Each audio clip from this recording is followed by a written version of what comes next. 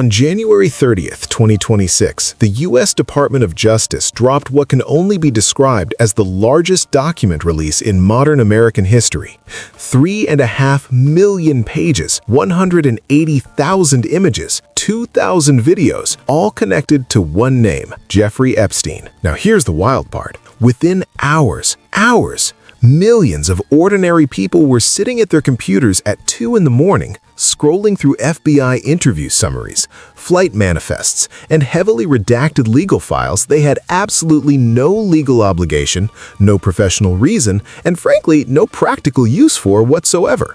Accountants, teachers, students, stay-at-home parents, all of them voluntarily diving deep into some of the most disturbing government documents ever made public. So here's the question nobody is asking. Why? Why are millions of perfectly normal people who have jobs and families and Netflix queues, spending their free time reading the Epstein files for fun? On today's episode of Axiom Hour, we're breaking down the real psychology behind why humans are wired to seek out the darkest, most forbidden information on Earth and what it says about all of us. Let's start with scale, because the scale here is genuinely insane. The DOJ didn't just release a few documents. They released over 300 gigabytes of raw data, email chains, wire transfer records, text messages, FBI interview summaries, property seizure records, flight logs from Epstein's private planes. 500 attorneys and government reviewers spent months just preparing the release, and when it finally dropped, the DOJ's own servers went down under the traffic load within hours. Think about that. Government servers crashed because too many regular citizens were trying to download court evidence. And that's before we even get to the citizen journalists. In November 2025, 2 independent developers built something called Gmail, a browser-based archive that made the files searchable using familiar app interfaces. By February 2026, it had cataloged over 1.4 million individual files. Now, the DOJ says the total could be as high as 6 million pages, but they've claimed they've released all they're legally required to. Congress isn't buying it. A bipartisan group of lawmakers pushed back, pointing out that only about half of the identified pages were actually released, with over 200,000 additional pages redacted or withheld. And yet, even with half the story missing, millions of people are still reading. So let's get into why. Here's where things get genuinely fascinating. Psychologists have a name for this. It's called morbid curiosity. And according to a landmark study from the University of Chicago, it is a completely normal, measurable human personality trait. Researcher Colton Scrivener, who built what's known as the Morbid Curiosity Scale across 4 separate studies involving over 1,300 participants, defines it as a motivation to seek out information about dangerous phenomena. And here is the key finding.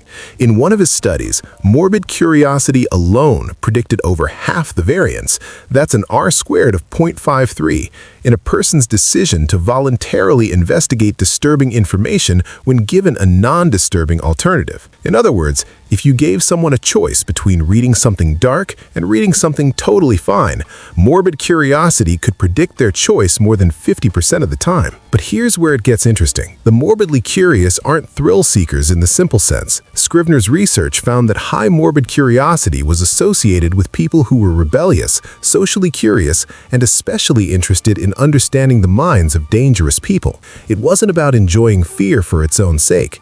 It was about needing to understand the thing that scared them, and that maps almost perfectly onto the Epstein files phenomenon. Most people reading those files aren't celebrating anything dark. They're trying to understand how it happened, who knew, why nobody stopped it, what it says about the systems that were supposed to protect people. That's not darkness for its own sake. That's the human brain doing what it evolved to do. Now let's go deeper, because this instinct, it's ancient.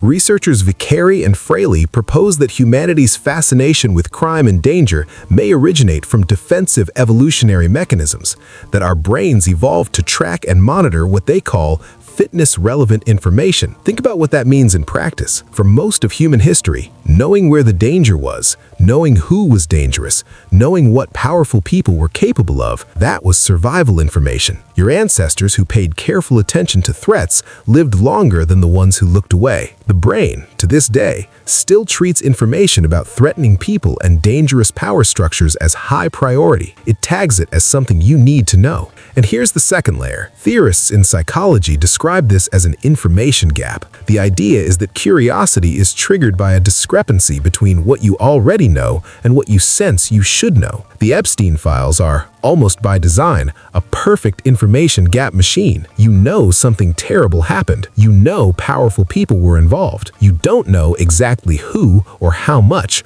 or why they were never held accountable. And crucially, half the pages are still blacked out. That combination, partial knowledge, high stakes, missing names, redacted faces, is precisely the kind of puzzle the human brain finds almost impossible to put down. Which brings us to the conspiracy connection.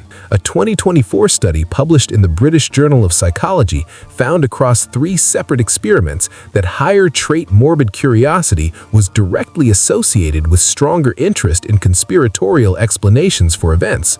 Not because morbidly curious people are irrational, but because conspiracy theories at their core propose that dangerous people are hiding dangerous things. And that is exactly the kind of information a threat monitoring brain prioritizes. The Epstein files aren't a conspiracy theory. They're documented federal evidence. But to the curious brain, the emotional pull feels identical. Here's a historical footnote that should reframe this entirely. During the American Civil War, civilians in Washington, D.C. and surrounding areas would sometimes travel to the nearest battlefield, pack a picnic, and sit at a safe distance to watch the fighting. This wasn't unique. It has a name, rubbernecking, and researchers who study what they call dark tourism, the practice of visiting sites of tragedy, death, and atrocity, have found that this behavior has never stopped. It just moved online. The impulse is the same whether you're visiting Auschwitz, watching a true crime documentary, or scrolling DOJ documents at 2 a.m. You're trying to witness something real about the worst of human experience, and by witnessing it, process it, understand it, make it make sense. This isn't a character flaw. Research published in the British Journal of Psychology in 2025 found that the primary drivers of true crime consumption aren't morbid thrill-seeking, they're defensive vigilance, the desire to understand threats, and emotion regulation, the use of dark content as a way of processing anxiety about the real world. Interestingly, this same research found a consistent pattern across studies. Women engage with true crime content at significantly higher rates than men.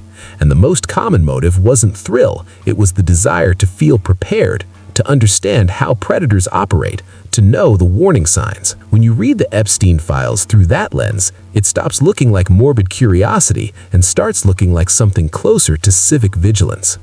Okay, here's the part that will genuinely surprise you. Consuming dark content doesn't just satisfy curiosity. According to peer-reviewed science, it may actually make you more psychologically resilient.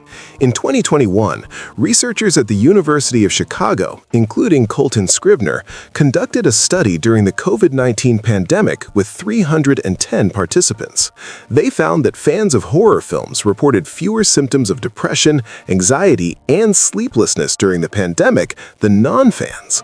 Fans of apocalyptic and zombie genres, so-called prepper films, reported not only more emotional resilience, but also greater practical preparedness.